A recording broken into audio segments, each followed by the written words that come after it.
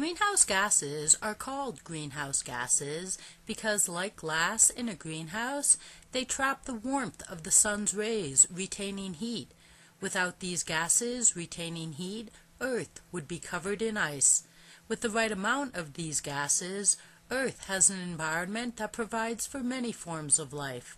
With runaway greenhouse gases, more heat is retained, which today is causing global warming and climate change, which are predicted to create much global change, including species extinction, including, maybe potentially, humans.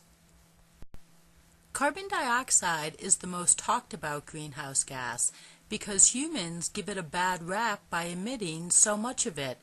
It is emitted when we burn fossil fuels like coal, oil, and gas for our cars, planes, homes, and businesses.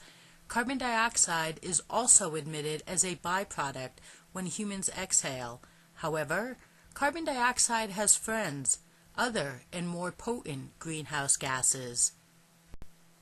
Methane is a greenhouse gas that is not as high in concentration as carbon dioxide, but molecule for molecule, methane retains 20 to 30 times more heat than carbon dioxide. So methane is potent. Methane is released from rice paddies, swamplands, defrosting Arctic tundra, cattle, the decomposition of trash in landfills, and by using natural gas. CFCs are a greenhouse gas too. CFCs are a man-made chemical that didn't exist on Earth before their invention in 1928. As a greenhouse gas, CFCs take the gold because they are the most potent greenhouse gas. They are thousands times stronger than other greenhouse gases. One version of CFCs, CFC12, is 17,700 times more potent than carbon dioxide. CFCs can remain in the atmosphere for 50 to over 200 years, so they will continue retaining heat for a long time to come, even if we never add another CFC to the atmosphere.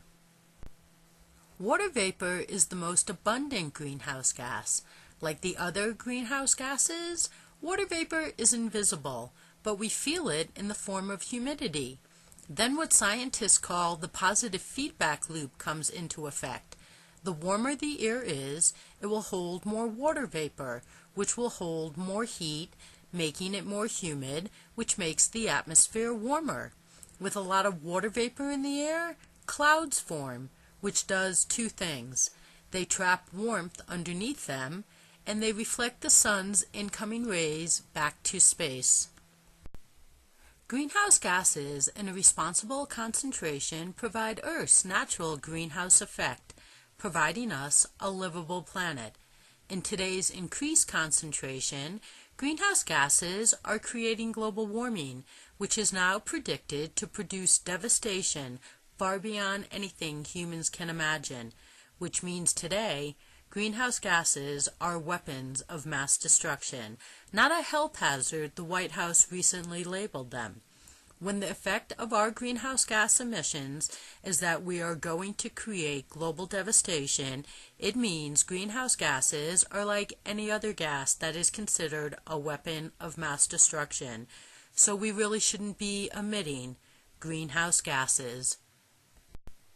The more greenhouse gases there are in the atmosphere, Earth is going to get warmer, which means more Arctic tundra is going to defrost, which is going to release more methane, which is going to keep making Earth warmer, which is the positive feedback loop working again.